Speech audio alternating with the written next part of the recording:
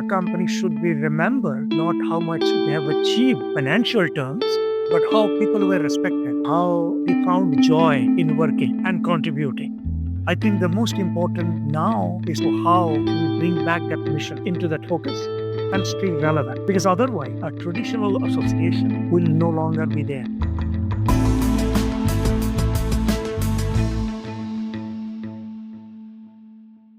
Mr. Prasant, it's a pleasure to have you here. Thank you so much for joining us for another episode of the Deep Dive. I've been really looking forward for this interview, as I said before, because I'm very curious about all the different perspectives and fronts that you currently lead. And yeah, thank you so much for being here. Thank you. Pleasure is all mine. Amazing. So, Let's start it. Mr. Prasant, I have one question that I want to start off the interview with, and it's what is it that you're trying to achieve in the world? At this point of my life, because this what you want to achieve at your 20s and 30s and 40s differ, right? Mhm. So at this 50s, my expectations are that I'm able to create some impact, social impact, or industrial impact in our industry, where I've been with this almost 30, 30 odd years. So yeah, uh, impact and leaving some legacy. That is what is driving me at the moment. How do you define that legacy in itself? What is it that you're using, or what tools are you using to leave that legacy behind, or lead with that purpose? There are various tools. One is a personal connection tool, which is I think is very very important because we are too much dependent on gadgets nowadays. Seldom I find people just picking up the phone and just simply talking. You know. So in terms of legacy and building, it's important that there is a personal legacy and a professional legacy. Personal legacy is based on honesty, openness, and willing to help, willing to contribute. Mhm. That's, I think, the personal legacy. That's how I want to be remembered. That we met a kind person, we met somebody who is willing to help and who is willing to share. When it comes to professional legacy, it's very very important that all the stakeholders, for all the stakeholder, we create a win-win situation, and that starts with how we deal our clients, how we deal with our vendors, and how do we deal with our own people within the company. Um, so looking back, a company should be remembered not how much they have achieved financial terms, but how people were respected, how diversity was respected, how they found joy in working and contributing. Um, and then that also then goes to our client. Um, so that's how the company legacy I would like to remember. I do not know what will happen after me, but I still have a long time to go. So I'm not hanging my boot yet. So yeah, a lot Ah, to achieve. that's amazing. But it kind of sounds like you made a distinction between the personal and the professional, but listening to your description of each one, I feel you're describing exactly the same one for each. You're saying honesty and kindness on one side, but at the same time, you're saying treating our stakeholders on a win-win situation, which at the end goes back to that same principle of being transparent, of being kind, of being, value driven, and providing something positive for each one of the stakeholders. So I think that's very interesting. Now you are the CEO of CIMGlobal, which is a PCO company that runs events in India, in London, in Europe, in Africa, almost everywhere in the world. But I wanted to understand and to know what pushed you into, or how did you arrive into the world of events? How was that moment? Um, Very interesting question and makes me nostalgic, actually. Um, I started my career with Department of Trade and Industry with a government job, actually. Um, and my job was pretty much the similar, creating common platform for trade and knowledge exchange, basically. And when it came to start my own, and that was the basic principle that I wanted that to be the foundation of the company. Are we creating that platform where trade and knowledge can be seamlessly exchanged? And going forward, all the actions that we have taken collectively as a company is based on that same foundation that we must be the enabler, um, because conference handling after a point of time is very, very transactional. Mhm. Um, what is the higher purpose? Um, are we achieving certain goals, or are we creating impact? So that going back, I have a reason every day to wake up and to go to work.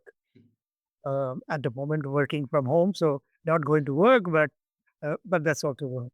Um, so whether through our effort, apart from the usual day-to-day activities that we do as a PCO, but whether our activity can take us through in terms of creating a difference or creating platform for knowledge and trade can be exchanged and can be discussed, and thereby bringing some impact to our work, to the society, or to that entire ecosystem of that association or our client is working. Interesting, interesting. I feel like all like the need for engagement and for creating these networks really comes from way back. It doesn't come from just, those moments where we arrive at a position and we start doing all these roles of, making sure events are happening or not. I think it goes a little bit back. Can you remember as a child, how was your childhood? Let's start off with that.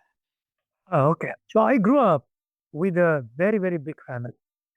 Uh, at one point of time, there might be around 22, 23 people. And and so there's a funny story with my mother also. I said, I don't remember her in my childhood because I remember there was one lady who is in the kitchen. Okay.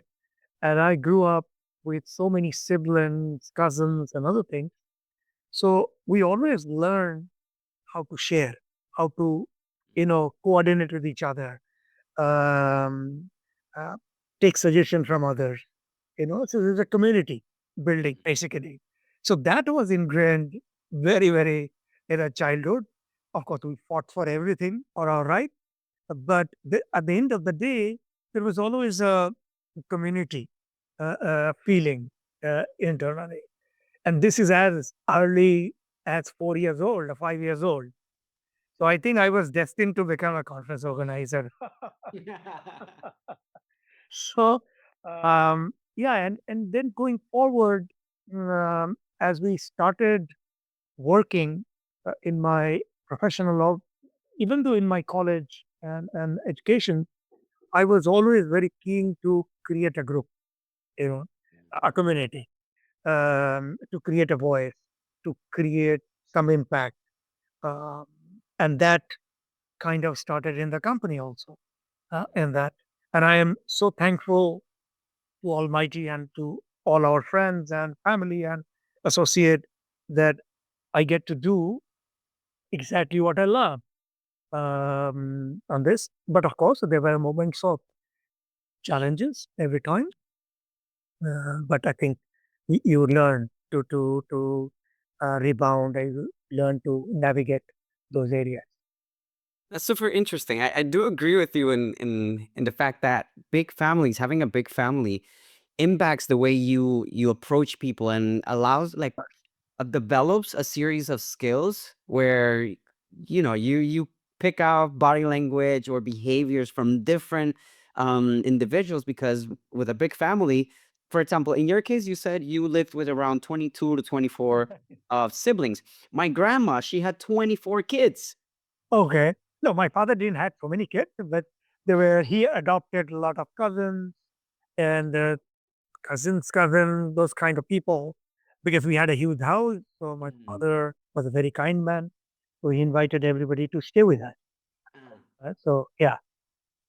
So yeah, having a big family just allows you to, develop skills of communicating with humans and understanding human behavior from different perspectives. And it's very interesting because at the end, it also makes you very resourceful. Having a big family doesn't mean that you're gonna have everything at hand, but you have to make the most of what you have. And that aligns a lot with, for example, in your case, with that kindness and that desire.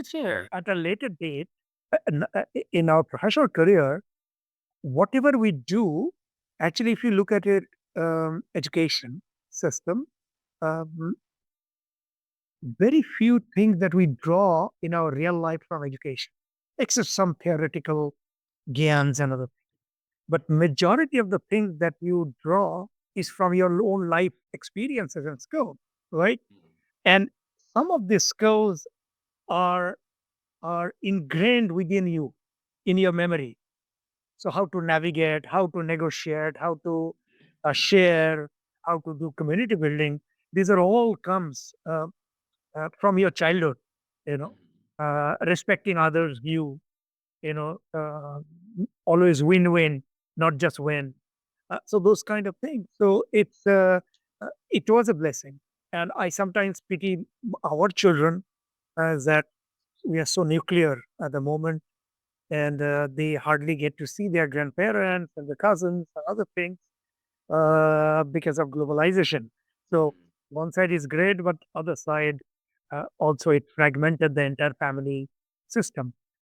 But hey, I'm not complaining. Just that's the way we are. We have to negotiate. Yeah, it's part of evolution at the end. I want to go back to your experience with events. Mhm. You've been in the industry for more than 25 years, just going at it in different areas, but I wanted to know, what was that moment in, like, what event was it, the one that, kind of triggered that desire to do events? Why not, marketing or do um textiles, Why Mhm. events? Mhm.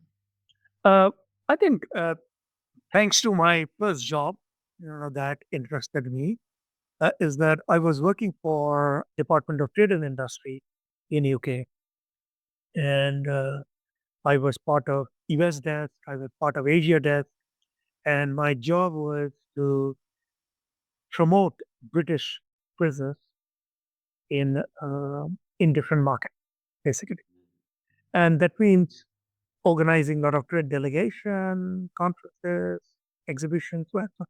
Mhm.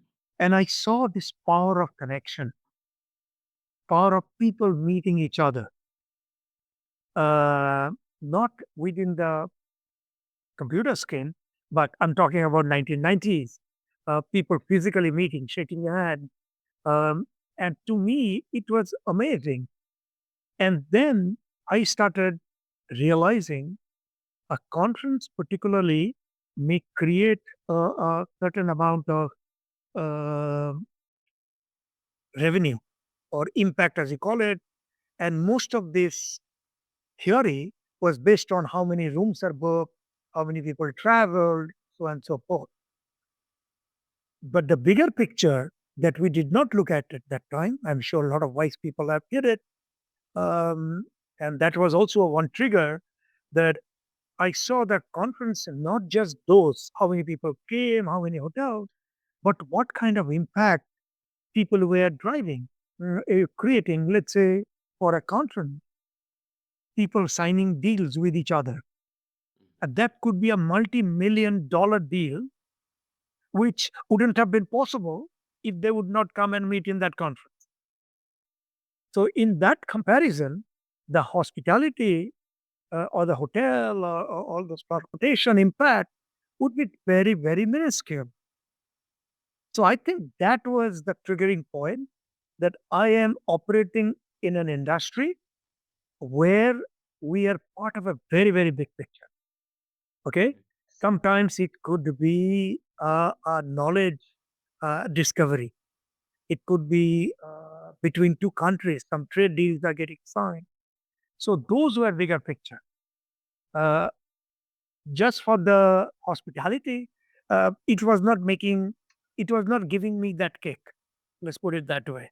So when I realized that I am much part of a much bigger picture, I think that what are actually the triggering point that yes, I want to be part of this industry and make some difference or be part of certain discussion which are nation building sometimes. It's so cool.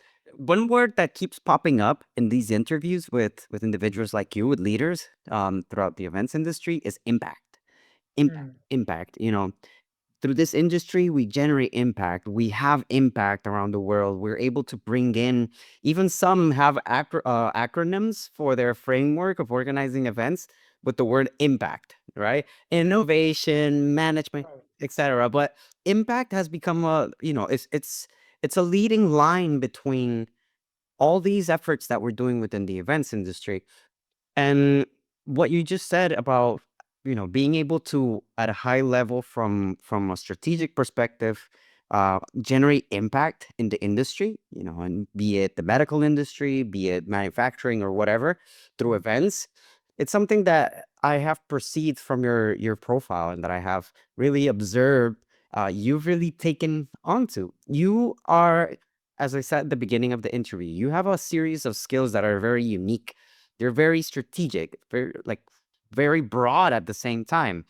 You are the CEO of a big PCO company that expands throughout the world. You also lead you're also the chairman. You've been the chairman for more than 14 years of the Indian Association Congress, which is a big event in India that brings in all of the leaders from all these associations. But recently, you also opened up a company called Caretaker that is focused on providing remote support for an aging population, which right now, even like in Colombia and Latin America, where back in the day, it was babies booming everywhere. Right now, we're heading in the same direction as Japan. But going back to all these efforts and all these projects that you're doing right now, you know, how do all these connect, and like, why are they important to you? Uh, Going back to the same thing, I always wanted to see the big picture that I'm part of a bigger call. Let's put it that way. Not just simply transactional call, because we do transaction every day, every minute on this. But as a leader, I think it's very important that leaders to set aside some time for themselves, to talk to themselves. That am I creating, painting a bigger picture? And we need to be ahead of our time also. Mhm. That's how you create, not only you create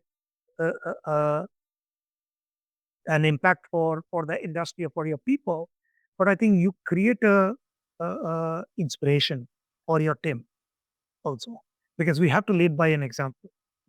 Now, coming back to all different things that we do, yeah, I don't know. Sometimes I have problem at home that you have no time and you are continuously doing something. Um, because unless something new I'm able to do, I get very bored sometimes. Also, and this is for my way to push myself, uh, you know. And sometimes I see so many bright people around me, and they are 20s, early 20s, amazing thing they're doing. And so while I do new things, it's also get me to interact with them, okay, and to learn from them. Um, so in a way that I'm able to really get the best of both worlds. Now, coming back to the Indian Association Congress is very, very close to my heart. Is that because I have been operating in this association sector for a long time, 30 years, the company almost. 28 years to be precise. Uh, and I saw that we are as good as our client. Mm, If our client side or our ecosystem is not strong, how can we as a business be strong? mhm, If my clients are not doing well, I, as a supplier or a service provider, how can my future be secure? As simple as that. mm, Okay.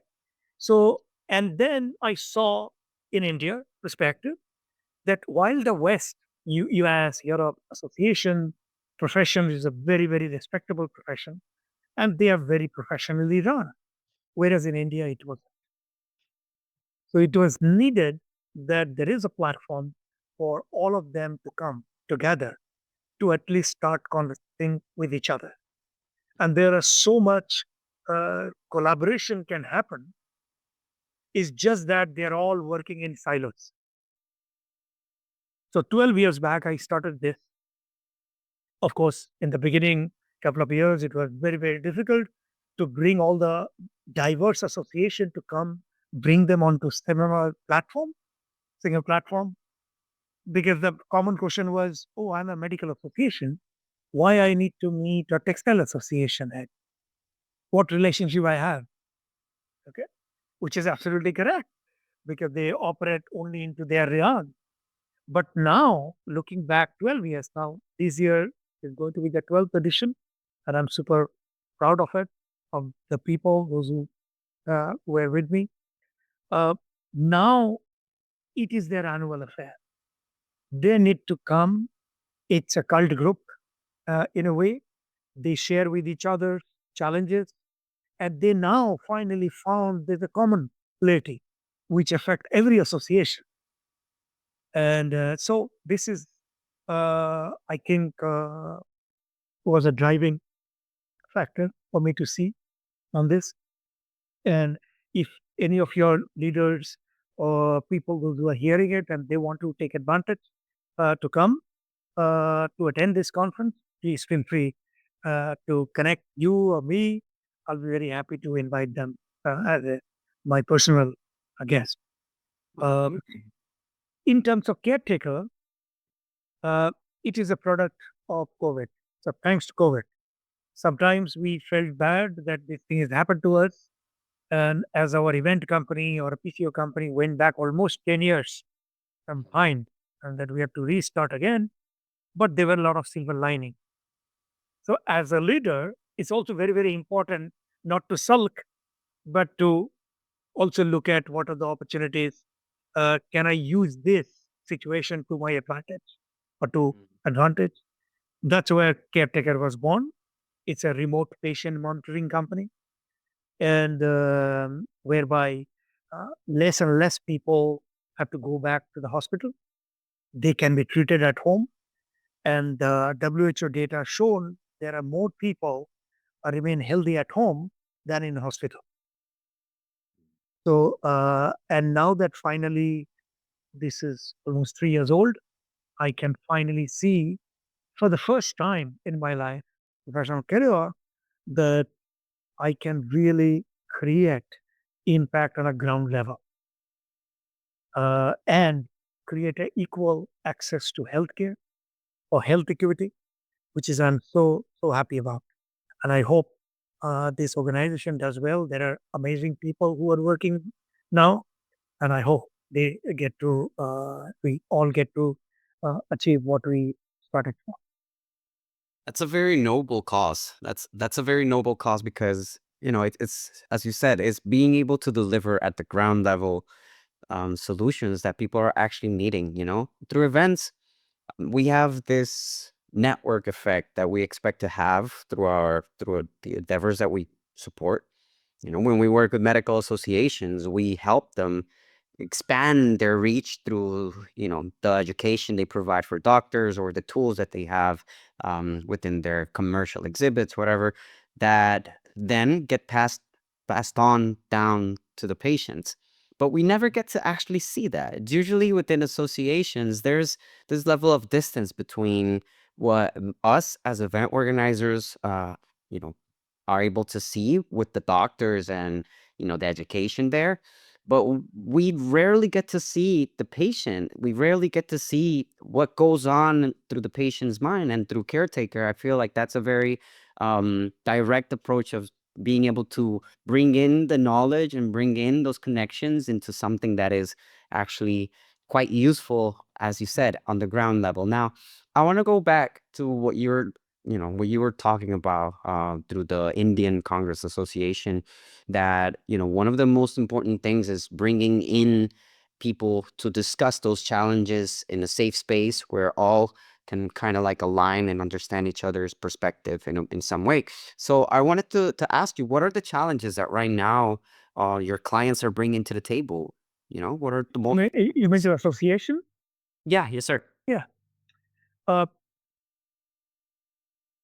Particularly, not our client, but generally, the association, I think overall, globally, they're struggling with being relevant.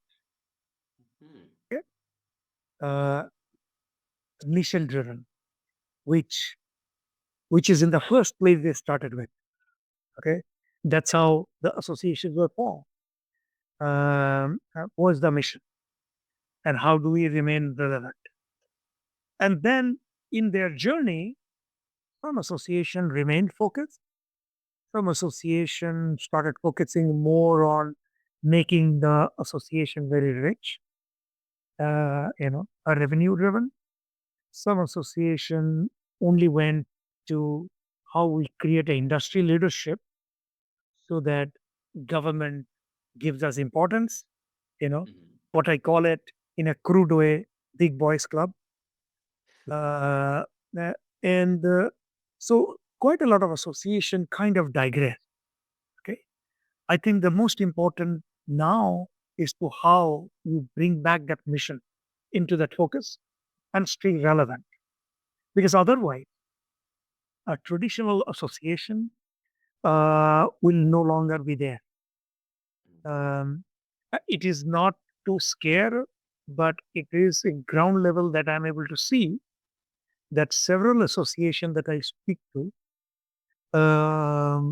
they just take their members for granted, especially SMA members. Okay, those who have less voice. Okay, they would not do it, of course, for the bigger boys, but majority of the association members are from individual or SMEs. They have very few associations that I've seen that they give voice to these people. And then what is happening that these people will then create a LinkedIn group and Facebook group to collaborate with each other. Mhm. Because as an association, what is majority I'm talking about? They are very happy to send a newsletter, to send the annual conference, and time to time email. That's what association management. Okay, association running. Majority of them that I've seen in Indian perspective. Okay, in West is of course much more professionally run by professional people. So of course those are different. But Indian association, these are basic challenge that I've seen. Um, and then there are other challenge to identify, to distinguish between non for profit versus not for revenue. Okay. Sometimes some of these Indian associations take non for profit too much into their heart that they don't even look at any revenue generation. And then they are always struggling. And then they are not able to invest into the future generation in developing their skill set. Yeah. So then there is a disconnect happens also. Um, then there are issues of challenges with the board governance. Okay, how much they will give it to the staff, executive director to take call, whether it is completely owned by them. So all kinds of governance issue is also there. But things are changing. So I hope through this platform, we are raising all those conversations every year. We are bringing people from Europe, US, Australia to share their knowledges on the thing and also local best practices. Um, so I hope it helps. And that's what also makes me happy. Even if we can make 1% impact, that's also an impact. Yeah, definitely. So, let's start working on that. How as an association can you bring in a mission? How do you define that relevance, or how can you work around that relevance? I think first and foremost, listen. Okay. Are we listening to our member? As I said, majority of the association are listening to their board or as I call this big boys club. Mm, Okay. Those people and those who have the means and the power to influence the board or mm, big part of the committee. So I think it's important the ground level hearing it, you know, people, those who were my SME companies or an individual member, what are they expecting out of it? Because not only with geopolitics, but with this all this revolution of technology happening, most of these SMEs or these individual members are losing out the battle because they don't have the money and the means because they are always trying to find out means to survive. Okay, so they do not have time to investigate, to find, to discover all the things. And if the associations are not hearing this, uh, they're protecting those interests. Over a point of time, this association will remain, but that membership will decline 100%. So, one of the particular thing in this conference coming up, what we are planning to do is that, like Mr. Trump, make association great again. So that's the all right. We just stole his idea a bit, but we also, on a serious note, realize that with this geopolitical shift happening, um, Asian countries need to come together, like the Europeans, as a EU has to come together, not just looking into West to help them. Everybody needs to stand up on their own feet. And I look at it as a great opportunity on this. So we realize the biggest challenge with the association in Asia Pacific region also and India also is that the associations are not talking to each other. They are always looking at West to talk to them because of trade and business in dollar terms. As the dollar started to uh, lose its relevancy globally also, so it's important that the association also start working with each other in their own region. mm, So I think to do that, association must not just serve them because majority of that association or association federation, you know, they always talk about serving their member. Member need not serve. Member need to be enabled. We need to enable the member to do business. So we are under ISC, we are actually enabling the association to meet other association so that they find a business case with their individual members, so that their SMEs find a voice to meet other associations SMEs, so that the trade, knowledge exchange, and business starts happening between the members, not just between the association. okay. All right.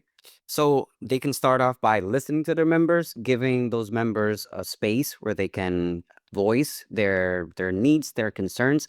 Is this done, for example, through surveys or just bringing in, as you said? going to those events, for example, that you're organizing. All these are tools that they can use, right? Yeah, absolutely. Of course, there's a mix of things. And the classic example being there is a particular conference we are doing, a medical conference, large, and the organizer, and we also realized we had just been given that one. So they observed that young doctors are not attending the conference. Mm. Okay. So they started scratching their head. Is it because of the rate, fees, the registration fees, which is stopping them? Or is it because of they're not able to get holiday from their courses? Okay. What they realized, it was neither money, neither their leave from their college. They wanted to learn, but they wanted to learn in a different format, not that format the association was using for last 50 years. Okay. Mhm. We're not listening. They thought, okay, this is what we have done 50 years, and 5,000 or 10,000 people came in our conference. We might be doing good, right? But then they are not watching that decline, that younger members or younger doctors are not coming to your conference. Okay. So this year we are doing the entire revamp of this, designing of it, designing in terms of the space, designing in terms of the content, designing in terms of how the content is delivered, Mhm. communication, proactiveness, not a monologue, how we create, conversation. Uh, so there are a mix of things that we are doing at the moment. Team is doing to ensure that we are able to attract. And so those are the case studies that we will present this year also for other association to take advantage. Okay. All right. I want to go back to something that you mentioned, that you want to make associations great again. I want to touch on that because it raises another question. Um, in terms of the tariffs, what is going on in India or in that market that that goes around the tariffs? Like, what's going on with tariffs right now in India? Uh, at the moment, there is no tariff. As you know, there's a 90 days cooling period Trump government has done. Uh, but overall, I think India is trying to be cozy with US to see that impact is less at the moment. I do not know what will be the final result will be from Mr. Trump's tariff policy in 90 days time. But looking at all the news and at the moment, it looks like he's cooling off a little, Mhm. or maybe it was his intention as a negotiation uh, uh, tactics because he's an entrepreneur himself. So, uh, All right. but Indian government also realize that we have one of the biggest advantage several countries will not have or don't have is that our internal consumption or our market, Mm. 1.4 and a half billion people, is a enormous market, which is Western companies and other industries are looking at. So India, from that perspective, is not challenged so much from a tariff perspective because we are a consuming country. Okay. Mhm. Um, uh, in terms of our export, we always fell short. Our trade deficit were always been high because we consume most of our things. To feed 1.5 billion people or 4.5 billion people, you need a lot of food. So we are importing basically. So that way, it's not so much of a challenge as far as India is concerned. But in a globalized manner, of course, these tariffs are not a great sign. So that is now making India look at it whether they want to focus into BRICS nation, so they collaborate more, or they look at more global South, collaborate with their neighboring countries, obviously.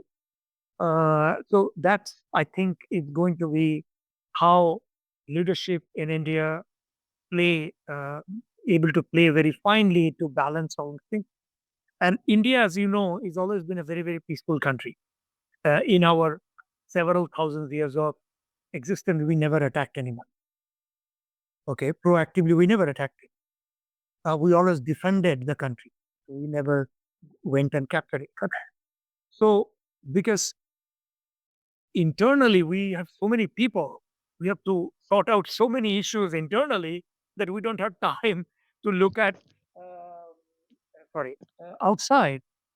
Um, and that's also the beauty of the of our country, of India, but also a challenge sometimes. That's a big opportunity. That's a really big opportunity as well for the events industry because when we have a strong internal market, we don't have to rely so much on all these international challenges going on, and it kind of protects the industry. So there's a lot of opportunities in India in that sense. Now, are you mentioned the BRICS because I think that's a very important aspect that gives a lot of stability as well to the region. And it's how's the relationship with, for example, with China in terms of for events specifically? Are you seeing more, for example, PCOs or DMCs from China coming into India, or are you seeing, an intercultural mix right there? Unfortunately, not. Unfortunately, not. And that's a loss for both the country, because both of our history and our culture is old. Okay. And there is a big influence of India in terms of Buddhism, uh, went to China. And I would remember at least 15, 20, 20, 25 years ago, we were doing all kinds of things. There was a lot of, and the people wise also, we are similar. Uh, um, both country built their country, from the next stage. And both were occupied to some extent, had hardship, and then we came out of it. Mhm. Um, Even though, uh, uh, all said and done, China is much ahead in India, in terms of technology, in terms of how they have brought people out of their poverty, because of the political system. China is a complete different system. Ours is more democratic system, so sometimes it's very, very difficult. So I sometimes use it as a funny quote: is that in China, one person speaks and everybody listens, whereas in India, everybody speaks and nobody listens. So that's the difference. Um, mm, Unfortunately, our relationship is not great at the moment. So there is no cultural or there is no business transactions that are happening. Several conference takes place where Chinese nationals are not able to come to India. It was last month. There was another very big conference was happening. There were almost around 100 Chinese were supposed to arrive, could not get the visa. Wow. Okay, and we have to do a video conference for them. Um, you know, this year also there are several conferences, and we are taking it up with the government. But again, all those matters are, external affairs matter where a PCO cannot really push the government. It's a more diplomatic area, but it's a loss for us.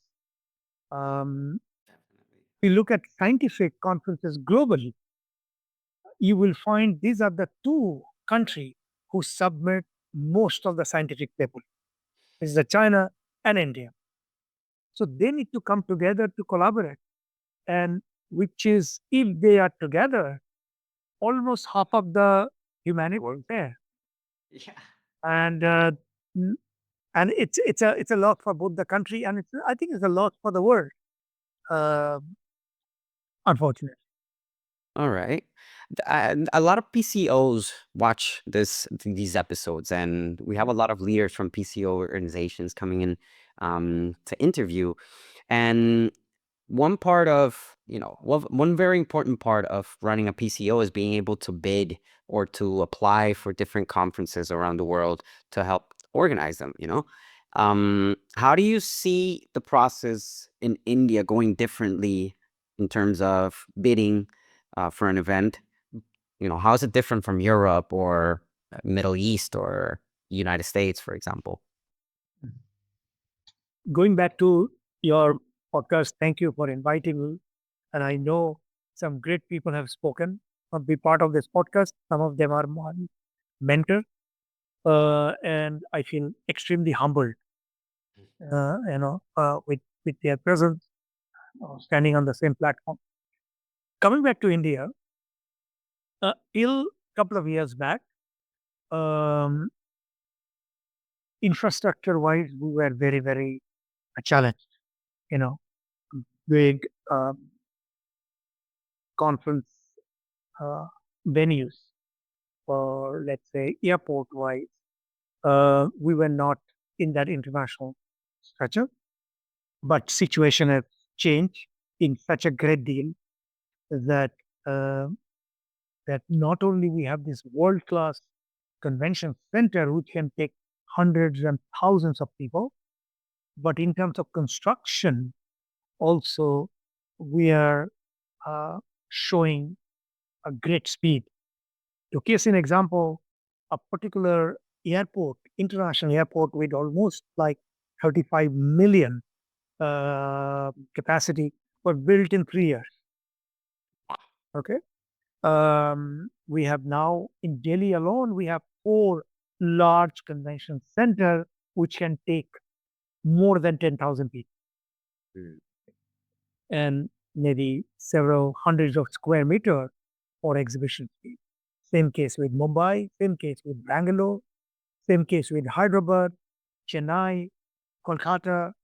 So we are India is on a steroid in terms of developing this infrastructure. So we know if we create infrastructure, demand will create and people will come. Again, as I said, our domestic market is huge. So India is not only looking at international market, we have to cater for our internal market. Case for the point is that just 2 months back, India organized the largest gathering of the whole world with 50 million people. It was a religious event.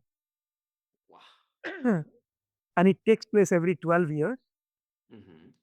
And it was 50 million people in one place over 1 month. Okay. If you ask us as a CIMGlobal, our biggest experience was, I think, 2000 something, 2001 or two, or I cannot remember the exact date. We did World Agriculture Conference with 250,000 delegates. Wow. So far, it was our biggest achievement, and it was 7 days conference. And so people are very entrepreneurial. We we came out from a lot of struggle. I think as an Indian, we can develop things, we can do things. Okay. Um, but now with the infrastructure, I think it is giving us more power, more air to our wing to fly. Um, uh, but not to forget, government of India is not only dependent on external business, but internally, if you look at all our venues, all hotel, our airline are sold out all the time. And the rates are so high, sometimes Indians are going to uh, neighboring countries, let's say Thailand, to Vietnam, to do holiday because they find their own country is now more expensive than those countries. And so much so, at least 8 countries around India is now visa free. Um, like wedding is a huge, huge business for India. Yeah. Okay, huge business for exporting. Okay, whether it is coming to Europe or Asia, whether even in India, uh, the whole industry is booming, irrespective of international business coming or not. Interesting. Interesting. Now, my question was a little bit more inclined into the process itself of bidding. Is it, I know that in India, the convention bureaus, there are not that many convention bureaus around India that are going outside internationally to kind of, find opportunities of doing events in India or something like that. But like how is the bidding process different in India in itself? That's it's a very, very important thing that you have asked. Um, is that it's very, very unfortunate country like India, oh, huge. We don't have a bureau, effective bureau. Uh, of course, there is one central commission bureau in national one, but their mandate is not bidding. They are more for education. There are some regional bureaus, maybe one of them at the moment in Hyderabad. Their mandate is certainly bidding, uh, but due to resource, Mhm. they are not able to do multiple of the things. So at the moment, how bids happen? Majority of the bids happen through the PCO, those who are running, uh, and sometimes the key individual in that association are based out of India, so they are taking interest to bring the conference back to India because they will look good, because India is contributing quite a lot into that subject, or particularly that particular subject, that conference, India is a very, very relevant country. Okay. And now that the infrastructure and the connection are good, improved, it's making a winning combination on this. So I would see more robust CVV in India with great subvention plan on this. This is where the coordination with the ministry, tourism, CVV should be there, which is not yet achieved, and that still remain as a sore point in as far as India is concerned. Okay, it's very similar to Latin America in some ways that for us, the process of doing biddings in a way does it is very connected to the connections that we have to the social capital that we have within the country. For example, um, in order for you to bid for an event in Latin America, you would have to go there and meet with the people in person. Is that the same way in India? Yeah, yeah, yeah. Okay. The personal relationship is very, very important. That professional. Mhm. So I think because I think it's to do it culturally, we always value. So we need to go meet the committee, not just one person. So a lot of bureaucracy is there, and then who is going to invest money in terms of preparing a bid document? Who is going to invest money in terms of the travel and present the bid? Sometimes PCO does it. Sometimes some convention center started creating some fund. I know Geo Center in Mumbai Convention Center, they have created some fund to support this bidding. So it is fragmented. Okay, so it depends on individual companies and organizations, but collectively, from a government perspective, nothing is happening. So, and so the result that you see is in terms of eco, uh, ranking. You will see which country is doing well, and these are the reflection of it. Even though India hold a much more, uh, potential to bring in conflict. Fair. All right. So basically, you need foot on the ground. Foot's on the ground. People going to do the networking, to do the uniting of the venues, the government, the associations, the sponsors. Even so, I'm guessing Correct. Yeah. have to Yeah. bring all of them in as a All together. PPO and Yep. do that work on the ground. Yes. And then sometimes then we as a PCO ask ourselves, are we the organizer of the entire conference? Uh, then we said, okay, yes, of course, because we say PCO, conference Yeah. organizer. Yeah. So sometimes we had to carry that burden, sometimes financially, timing, Mm, and lobbying. Okay. definitely. That also makes it interesting also. This is a topic that we could definitely take for hours, but I want to Yeah. respect your time and the time of our audience. So I have one last question that our last guest left, that I wanted to share with you. So the question is, what are the three pieces of advice you would give your younger self? I'm still young. So it was saying, okay. All right. Um, so one is that I always say, man, if I would start early and younger self, I would say build, build, not build, but build a concept, Mhm. IP, Build. not just organize and a bid for it, because bid quite a lot of time, you waste a lot of time and invest a lot of time. And if you could think through that IP development, it company could be in a different individual company could be on a different level altogether. Um, take more interest in people. Mm. Okay, just generally take more interest in people, understand what they do, what they love, and whether there's a connection that you can build with them. It makes it so easier when you meet people with that genuinely you are interested in them rather than you are having a one-sided conversation. Third is that to hear what they are not saying. Mm. What do you mean? Majority of the time, you and I talk. So whatever you say, I'm hearing, and whatever I'm saying, you are hearing. So there is no guess scam, and you have a recording also if you want to get it later. But a lot of time we do not hear what you actually intend, what you're trying to tell me. Because when we meet somebody, the beginning, we are always intimidated. Okay? Depend, depending on their personal, depending on their position. So it's very important that we hear that what you're not telling. And that exactly this related to my second point.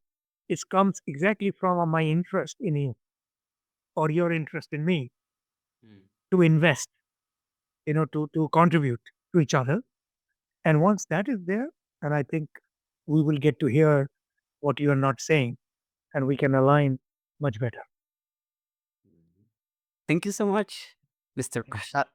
It's a pleasure to have you here. Thank you so much for all your wisdom for this time. I'm looking forward to having you again on board to talk to you about so many more things that are left here unanswered. But I know that we'll eventually meet again. Wonderful. Thank you so much.